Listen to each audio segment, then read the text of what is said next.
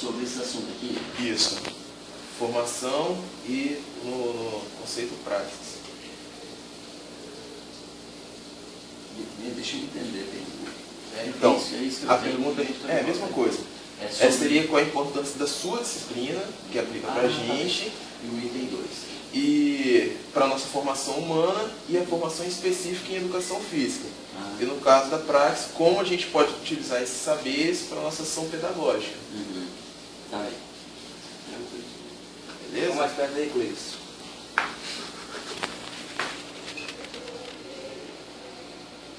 Então vamos lá. Qual a importância da disciplina do senhor para a nossa formação humana? Bom, a disciplina que eu ministro para vocês é Educação Física e Escola, né? Que eu tenho dito é uma disciplina que ajuda a gente a compreender a escola, a cultura escolar, e dentro dessa cultura, a participação, a presença da educação física. Então, eu diria que para quem está fazendo um curso de licenciatura, como vocês, o conhecimento que essa disciplina traz é muito importante para você compreender o que a gente está fazendo, a história da escola, saber que é uma instituição que é uma invenção da sociedade moderna, que ela começa nos moldes que a gente conhece, que a gente frequentou, vocês até bem pouco tempo.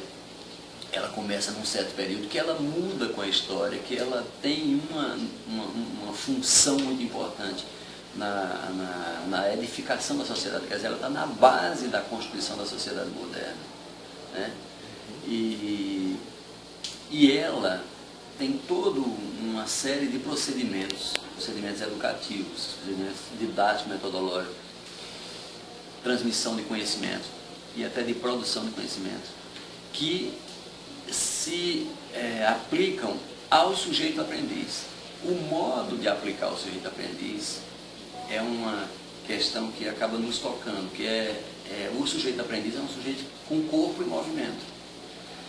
Então, toda a pressão, toda a atenção, todo o ensinamento, todo o disciplinamento que se faz da corporeidade do sujeito, da mentalidade do sujeito, que é um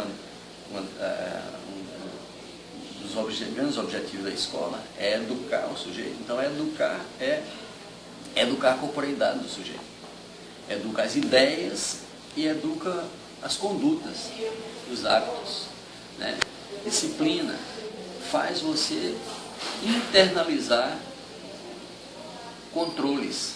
Controles que são necessários à sociedade, controles que são necessários ao Estado, que nem sempre são controles desejados pelo sujeito, mas que na medida que o sujeito desenvolve uma certa mentalidade, uma certa consciência, ele vai admitir, né? Isso é feito num processo lento e gradual ao longo do tempo, enquanto o sujeito vai vindo de pequenininho até maior. Então você vê que a escolarização é um tempo longo. Hoje se pretende que seja de 14 anos no Brasil. Isso aparentemente é ruim, porque confronta com a necessidade dos interesses do sujeito, mas se você olhar pelo ponto de vista de que esse sujeito não vive sozinho, ele vive em sociedade, ele vive coletivamente, isso garante a ele um lugar ao sol no meio dessa sociedade que é coletiva, né? Ele também é um processo de ascensão social. Então é isso que a gente tem hoje e que a gente pode observar na nossa sociedade hoje. Os mais escolarizados são os mais bem-sucedidos. Eu diria que a importância para a formação é levar o sujeito a descobrir a ele mesmo, a si mesmo, e a achar o seu lugar na história, seu lugar na sociedade, e perceber que é uma forma de progredir ao longo do tempo, amadurecer e progredir. Nossa formação humana. E a formação específica na educação física? Compreendendo isso, você tem elementos para dialogar com os outros, aqueles que serão seus alunos. Quer dizer, se colocar a serviço da sociedade, especialmente das crianças, dos jovens, dos adolescentes, dos jovens que serão seus alunos, né?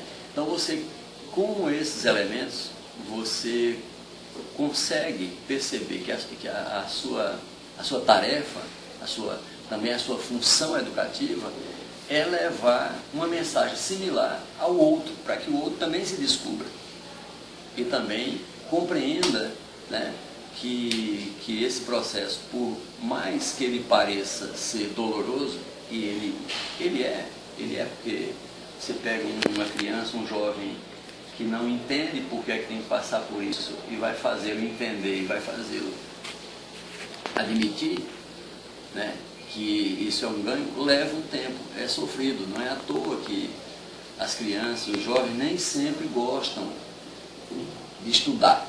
Eles até gostam da escola. Se a escola for um lugar de brincar, de se divertir, eles gostam da escola, mas estudar é mais complicado, né? Aconteceu um pouco com todos nós. Mas estudar é o que faz o sujeito se assumir e se mudar, e se inserir, e se descobrir, né? Então é pelo conhecimento que essa transformação do sujeito e do papel dele na sociedade se faz. Então, especificamente, a gente leva para os nossos alunos uma discussão que mostra a eles que eles são um corpo e têm um corpo, e que eles movimentam esse corpo, e que esse movimento tem consequência. Tudo que a gente faz tem consequência, né? Com a gente e com os outros. Então, especificamente, a gente leva essa mensagem para os outros. Ele já respondeu um pouquinho a respeito da praxis. A gente também tem que saber como utilizar esses saberes para ação pedagógica na escola. Mas a praxis aí, o conceito de praxis, torna um pouquinho mais complicada a ideia de como levar, porque você pode levar de forma muito mais simples. A praxis torna um pouquinho mais complexa a ideia de praxis. Por quê?